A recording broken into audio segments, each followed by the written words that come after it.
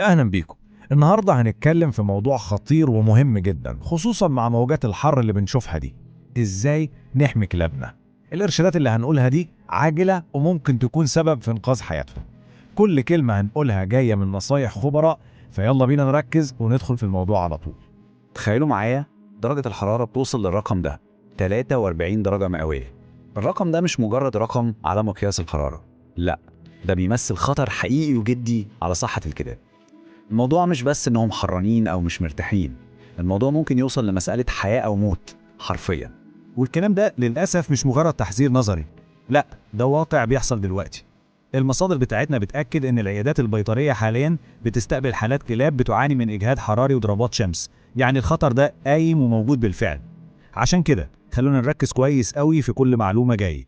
طيب، أول حاجة هنتكلم فيها ويمكن دي أهم حاجة في الموضوع كله هي منطقة الأمان بتاعة الكلب. يعني إيه؟ يعني المكان اللي بيعيش ويقضي فيه وقته في موجة الحر دي. بصوا، القاعدة هنا بسيطة وما فيهاش أي نقاش. ممنوع منعا باتا إن الكلب يفضل على سطح مكشوف أو بلكونة ما فيهاش ظل. الأماكن دي في عز الحر بتتحول، يعني مش عايز أقول لأفران حقيقية، وده ممكن يسبب له أذى خطير جدا. الصح إيه؟ لازم المكان يكون بارد، ظل، والتهوية فيه كويسة، دي أساسيات. وخلوا بالكم من نقطة مهمة قوي، مش كل الكلاب زي بعضها. في سلالات معينة زي اللي شايفينها دي بتكون في خطر أكبر. ليه؟ عشان شعرها الطويل والكثيف. الجيرمان شيبرد، الجولدن، القوقازي، كل دول بيعانوا في الحر أكتر بكتير من غيرهم. طيب الحل إيه مع السلالات دي؟ الحل بسيط ومباشر والخبراء بيأكدوا عليه. لازم شعرهم يتخفف في فترة الحر.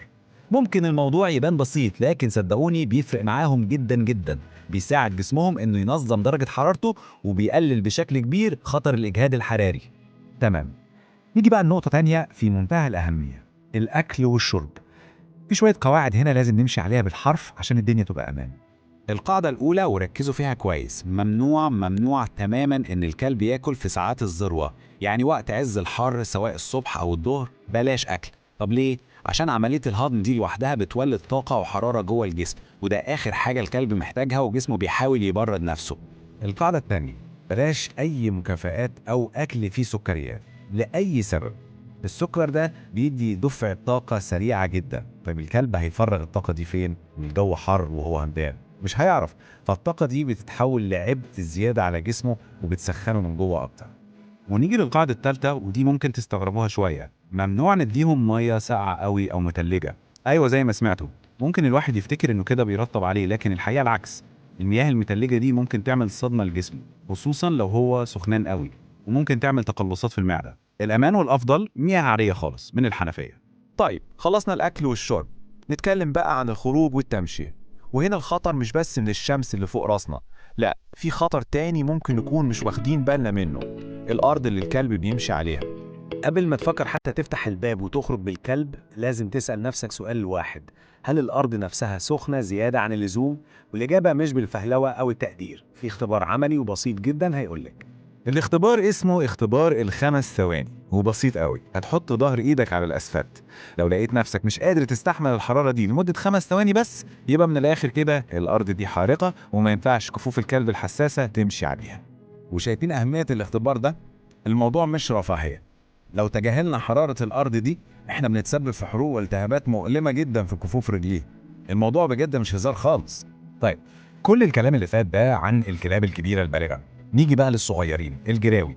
دول قصة تانية خالص، لأن حساسيتهم للحرارة أعلى بكتير ومحتاجين رعاية من نوع خاص جدا. بالنسبة للجراوي، في قاعدة ذهبية ما فيهاش استثناءات. لازم، وبأكد تاني، لازم يفضلوا جوه البيت في مكان بارد ورطب. جسمهم ومناعتهم لسه في مرحلة التكوين، فما بيستحملوش الحرارة الشديدة دي أبدا. حتى أكلهم بيختلف. الخطة كالتالي: هنقلل كمية كل وجبة للنص بالظبط، والكمية الإجمالية بتاعت اليوم كله هنقسمها على وجبات صغيرة ومتفرقة. الطريقة دي بتسهل عليهم الهضم وتحافظ على طاقتهم من غير ما تجهد جسمهم الصغير. ممتاز. بس هل الحر هو الخطر الوحيد في الصيف؟ لا، في عدو تاني بيظهر وبينشط في الجو ده: الحشرات. البراغيث والقراد وغيرهم بيكتروا جدا في الصيف، ولما نيجي نتعامل معاهم لازم ناخد بالنا. ابعدوا تماما عن اي كيماويات قوية او مبيدات حشرية رش. جلد الكلب في الحر بيبقى حساس اكتر، والمواد دي ممكن تضره جدا. الصح اننا نستخدم علاجات امنة ومخصصة للحيوانات الاليفة، زي الأمثلة اللي قدامنا دي. تمام كده احنا قربنا نخلص. عشان نتأكد ان المعلومة وصلت وثبتت، خلينا نلخص اهم النقط في قائمة مراجعة سريعة زي تشيك ليست كده، فيها الحاجات اللي لازم نعملها والحاجات اللي لازم نتجنبها. دي الخلاصة كلها. اللي لازم نعمله، اللي عليه علامة صح، لازم نوفر ظل ومكان بارد. لازم نعمل اختبار ال5 ثواني للأسفلت، نخفف شعر الكلاب اللي شعرها طويل والجراوي مكانها جوه البيت. أما بقى الممنوعات اللي عليه علامة غلط، ننسى خالص موضوع الأسطح المكشوفة ده.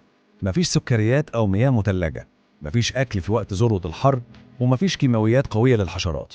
بسيطة وواضحة.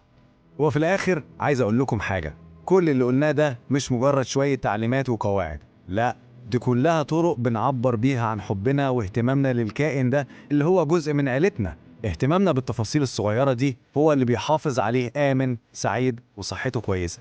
افتكروا دايما أليفك بيحبك.